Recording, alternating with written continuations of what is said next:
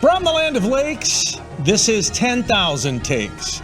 Brought to you by Minnesota Score Radio. Wally and Eric back for yet another week as we slice and dice the always busy, always topical, super saturated Minnesota sports scene. And Wally, the Labor Day weekend is on the horizon, and the Minnesota Twins remain atop the AL Central, and it looks like it's their division. They would have to collapse to not be playing October baseball. Something really bizarre would have to happen in September. Yeah, well, even more bizarre than last year, because last year they led going into September, right? And it all went to pieces, if you recall. And I see, by the way, you got Twins colors on it. Look, a brand new shirt. Yeah. And remember, if they win a playoff game, I'll have that Minnesota cap with the North Star on top of it. Yeah. Would you go to the thrift store or something? That's a nice looking dud. This is a high-end store. High-end, okay. Yeah. All right, fair enough.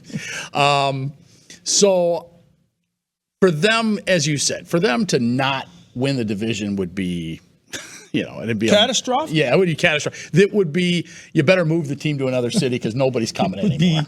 Gene Mauch 64 Phillies yes. Or Boston Red Sox 78 against the Yankees, Bucky Dent, all that stuff, right? Exactly. No, and it has been really good since the All-Star break. I mean, they have pulled away. And they have made good on what they needed to do, and that was continue to pitch well and get some contributions from guys other than Buxton and Correa, because Buxton hasn't been around and Correa has been kind of invisible. From time to time, he'll get a big hit for you, but I mean, other than defense, Correa hasn't really added much this year. There's no doubt. He is not swinging the stick like he wants to or the ball club wants him to, but they've been able to, navigate through that, and other people are stepping up. I think we got to start with Royce Lewis.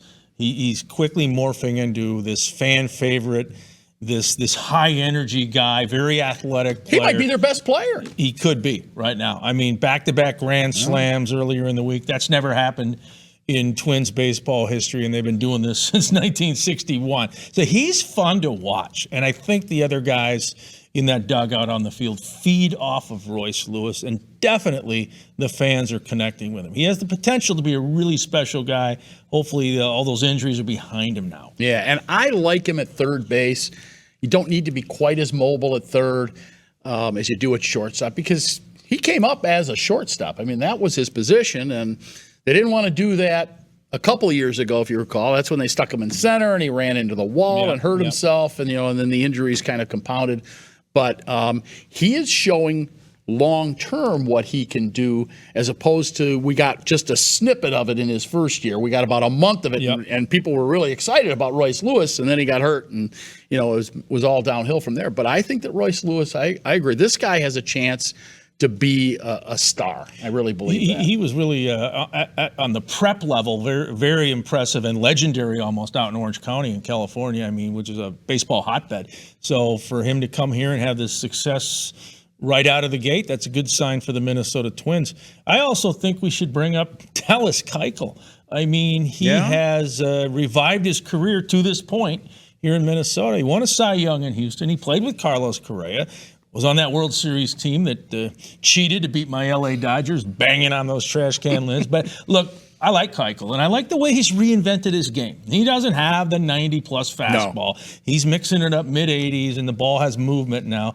But he brings that, October seasoning, that championship pedigree, and he might be a bridge guy. He might be coming out of the bullpen. That's what we've seen recently. So I'm okay with that. Dallas might want to start, but I think Dallas knows this is his ticket to staying in the majors. So if you look at this team as a playoff team, which it looks certainly like they will be, you've got to figure out who your three starters are. It's basically a three-man rotation once you get into the postseason, particularly in the first round, obviously, because it's a three-game series.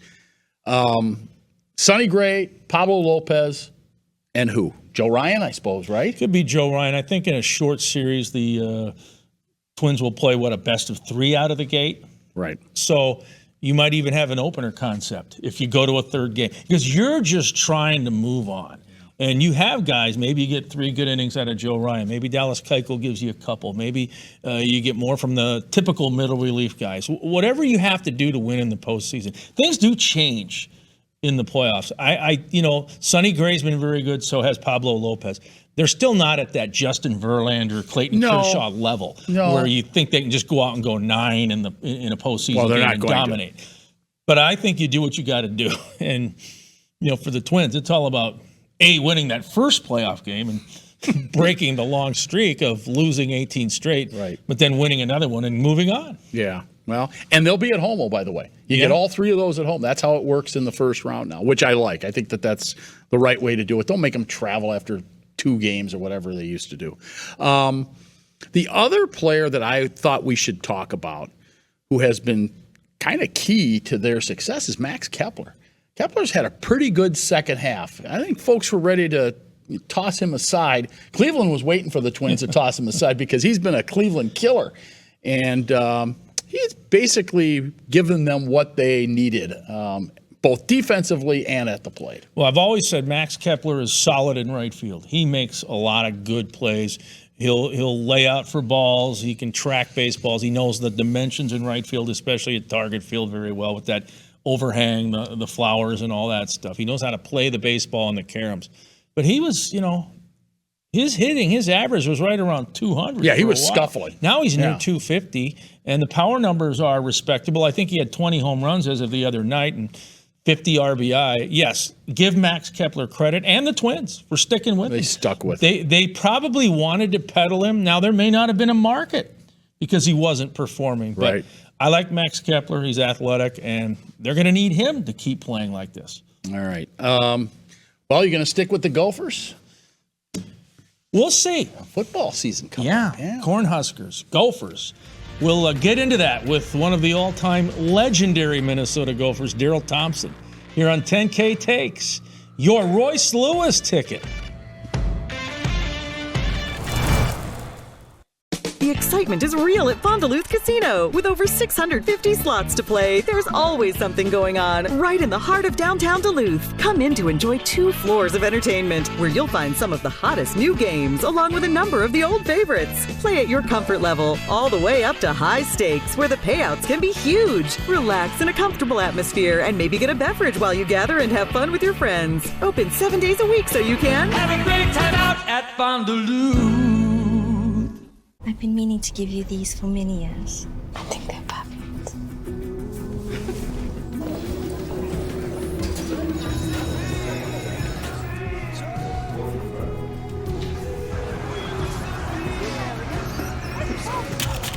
Maya? Oh, I love your earring. Why didn't you try these? It isn't just about vision. It's about care. Nobody cares for eyes more than Pearl. Welcome back. The NFL season's still about a week or so away, but the college football season has arrived, and we are joined now by former Minnesota Golden Gopher great Darrell Thompson, also does their radio broadcast now. Darrell, out of the box, your thoughts on the 2023 Minnesota Gophers and how you expect them to do. I'm excited about the team. I was actually at practice today. Coach Fleck let us in, get myself and Mike Grimm, get a little bit of a sneak peek. And I like everything from, Cody Lindbergh to Tyler Nubin, our, potential All-American, strong safety, free safety. I think Ethan Callum McManus is, he's a great athlete. He can run the ball. He can throw the ball. And this is interesting. I feel like this is one of the best receiving corps, if not the best receiving corps. And I think they believe this inside. Since they had Tyler Johnson, Rashad Bateman, like across the board, they feel like they might have more depth there. Like the offensive line, I like the defensive ends. I think there's true size there, with Strigow and with Jaw Joyner, with some of the other guys they got on the inside. I feel like there's a team. Darrell, what are your takeaways on the tight end, Brevin Spanford? He's a skyscraper, huge target. They can run him down the seam or, in the red zone or whatever. He might be playing on Sundays next year in the NFL. You've got to like this guy. Oh, really good chance. I think he's going to play on Sunday. He's just one more weapon in the in the quiver for Ethan Callum McManus. I think he's going to be catching short balls. I think he's going to catch long balls. I think he'll have an opportunity. He's going to get a lot of one-on-one situations because of the depth that they do have at receiver. So I think it's going to propose some defensive mismatches for them. But yeah, at 275 pounds, about 6 foot, I think he's like 6'6" or 6'7". That's everything that you want in a tight end. I think his pass catching radius is improved, and he's focused. He just got to be healthy and stay healthy this year. I mean, he hurt his shoulder last year. I think it really hurt him. Had a couple drop balls and just being injured. He's like, I'm going to come back and prove myself, and I think he did the right thing. I was at PJ's preseason press conference a few days ago, and he was asked about, and I didn't think he needed to be asked, but about having the second toughest schedule in the nation. And he, of course, has been saying, and I'm sure you've heard this, he says it's the second most opportunistic schedule in the nation. Your thoughts on them having such a difficult schedule this year, where they do see Michigan, they do see Ohio State, they've got North Carolina in a non-conference game. I mean, this is going to be a difficult road for the Gophers if they are going to win the Big Ten West, which they have never won and which ends after this season. It's an old school schedule of the Big Ten. This is a 70s, 80s, early 90s schedule of playing Ohio State every year, playing Michigan every year, playing Michigan State, so it's going to be, and obviously North Carolina and Nebraska, on Thursday. So it's an old school schedule. But I do feel like what Coach Fleck has done recruiting wise, what he's done cultural wise with his team, they have ammunition. I think, you want to get off the bus and feel like you have enough ammunition. I think, like, I didn't even talk about Brevin Spanford. Eric alluded to him, like, oh, yeah. Brevin Spanford. Oh, yeah. Chris Ottman-Bell. Oh, yeah. Ethan Calvin. Oh, yeah. Danny Strigow. So there's like people, Tyler Newman, Cody Lindenberg. So there's not, I'm not just hoping, and Wally, Justin Wally, the phenomenal cornerback. So, I mean, there's like, oh, there's a guy, there's another guy, there's another guy, there's another guy. I'm like, okay, that gives you, I don't want to just get off and just, hey, man, I hope Tyrone Carter makes 24 tackles today. That's great. And that's not enough, So it's a really, I want to have multiple guys, and now they have multiple guys, leaders, front, back, on the side. So that's a good thing. And this Nebraska game, it's on national television, so they have the spotlight from coast to coast. I know you'll be doing it on radio with Mike, but if they come out and make a splash, especially with USC, UCLA, Washington, and Oregon coming into the Big Ten, so you're going to have kids watching on the West Coast now. If they see what they like Thursday night, that could have a positive spin-off, couldn't it? No, absolutely. I mean, I think you always want to, show well anytime you're on TV, especially early in the year, because recruits are watching, kids are watching. They said there was only going to be like a handful of recruits at the game because high school football starts this weekend. So instead of having like 25 or 30 kids, they're going to have like maybe less than a half dozen kids are going to be at the game. So kids will be watching on TV. They'll be listening to it probably listening on TV, not on radio, but they'll be watching, they'll be listening, they'll want to see the game. And I think they're going to see a little bit different brand of football. We have a different personnel than what we had last year. Mohammed Ibrahim graduating. They're going to run the ball. That's part of what Coach Fleck wants to do. But I think we'll see more running the ball potentially out of the quarterback. I also feel like we're going to see more shots downfield, and obviously we'll see a heavy dose of Brevin Spanford as well. Is this the deepest team, do you think, that PJ Fleck has had in his tenure here so far? I would like to. I'd say yes. I'm looking at their receiving core. Yes. Looking at the defensive line, I'd say yes. Looking at the offensive line, I'd say yes there as well. So they have people that are kind of moving, playing. Quinn Carroll looks like he could play, guard, could play tackle. There's some flexibility there. They lose John Michael Schmitz. He's in the NFL. So I mean, that's a good thing. That's the ultimate dream. But I feel like their offensive line, the running back room is deep and talented as well. I don't think there's no one's evolved, but they all look good in spring ball. And I just don't usually worry too much about running back. Someone's going to evolve. You're going to hand the ball to somebody who's going to pop a run off and they'll be like, oh, that's our guy. And that will happen because they do have like 4 guys that can do it. Darrell, how critical is it the Gophers finally win the Big Ten West? As Wally said, it's going to be a whole new ball of wax next year with the West Coast schools coming in. This is the window to win the division and go to Indy and compete for a Big Ten title. I say it's time. What do you say? I thought last year it was time. When you lose to Illinois and lose to Iowa the way that we lost to them in games that you feel like you should have and could have won, and even a Purdue game as well. So, I mean, still finishing up like, yeah, all right. But so, I mean, I just feel like this is certainly the year, but the schedule doesn't set up as nice as it did last year. Last year's schedule was, the plate was set. You had your steak, you had your potatoes, you had your lobster. And this year we got, we're gonna have to work through it. We got some macaroni and cheese and some brats here on the plate here. We got to work it. Darrell, appreciate your time. I'm sure we will be checking in with you from time to time throughout the season. All right. You just like the macaroni and cheese and brats line. I know that. I'll talk to you guys soon. Of course.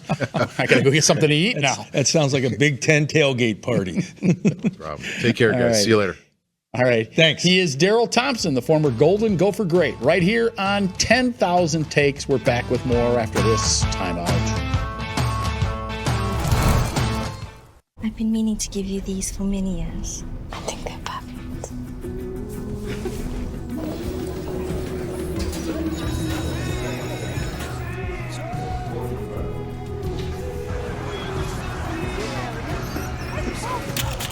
Maya?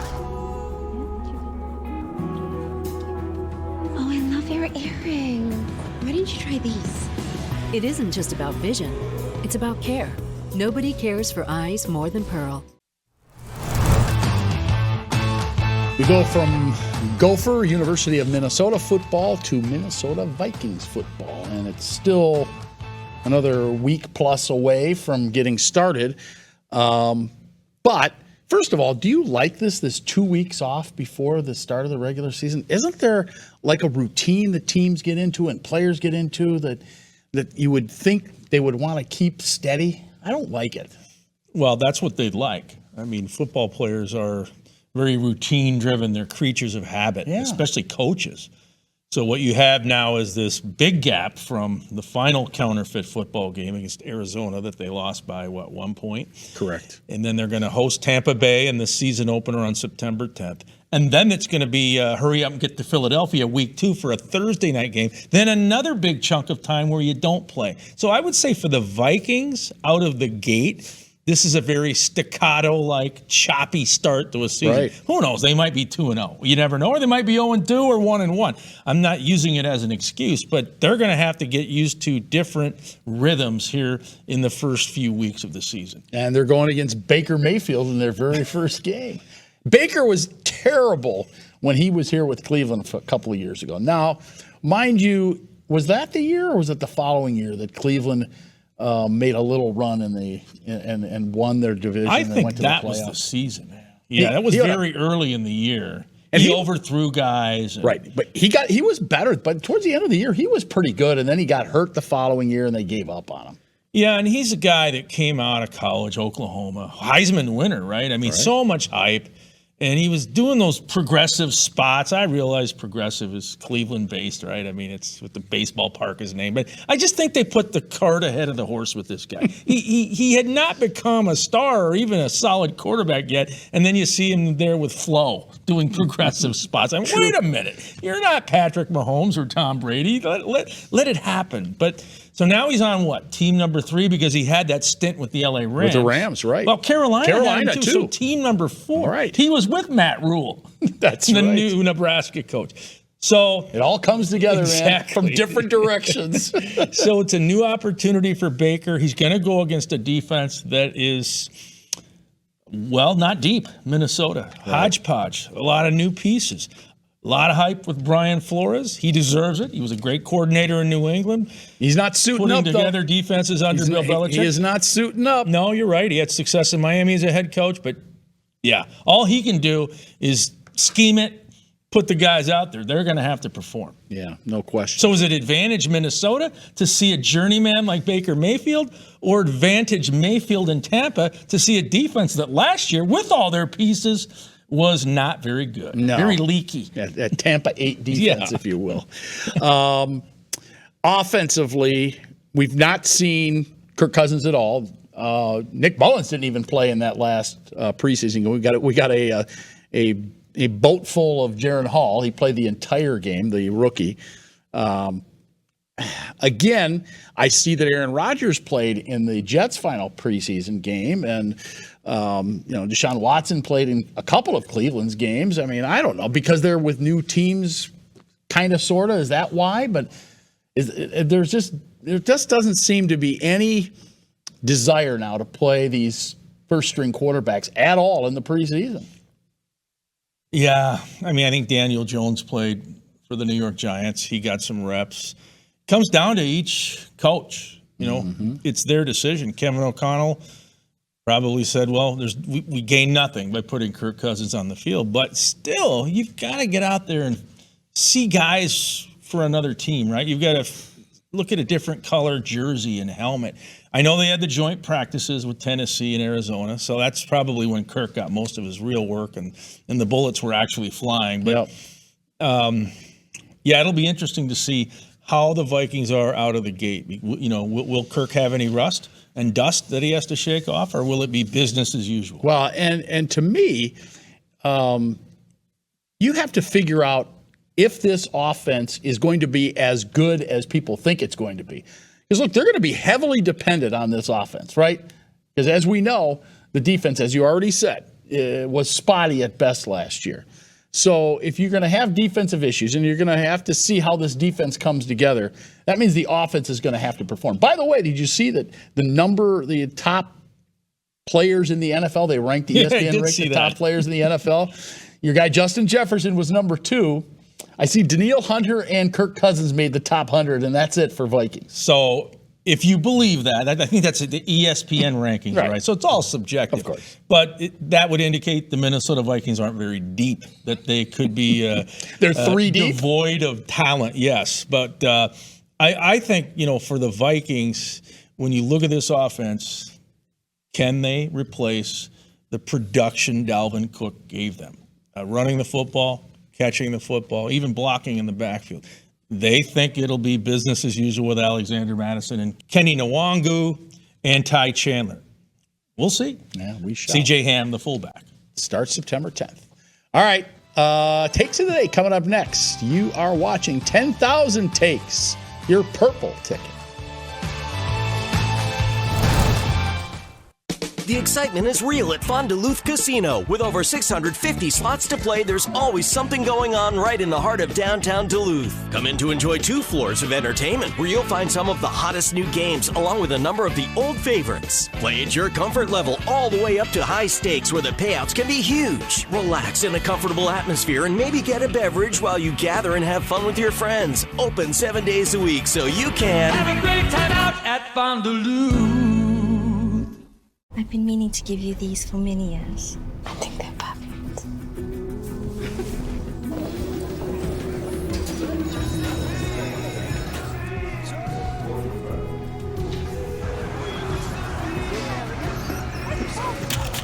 Maya? Oh, I love your earring. Why didn't you try these? It isn't just about vision, it's about care. Nobody cares for eyes more than Pearl. 10K Takes on television. We wrap up yet another episode. We'll have Takes of the Day coming up here in a couple of minutes, but I thought we could talk a little bit about one of the Twins' AL Central rivals, or at least they used to be, the Chicago White Sox. Boy, it's been a year of misery on the South Side. Tim Anderson gets the haymaker from your guy, Jose Ramirez. Yeah, down went Anderson. Yes, he did, in a heap. And then goodbye to Kenny Williams and Rick Hahn, the folks upstairs, GM and president. And then now Jerry Reinsdorf, who's in his mid-80s, said the other day, well, our lease runs out soon at Guaranteed Rate Field. We may move to the suburbs or possibly Nashville. Now I'm hearing Soldier Field because the Bears want out of there. What's going on? Wow. Well, I don't think the city of Chicago would be entirely opposed to them moving to Soldier Field. Do you think? I mean, obviously you're going to have a big hole on the south side. That's a problem.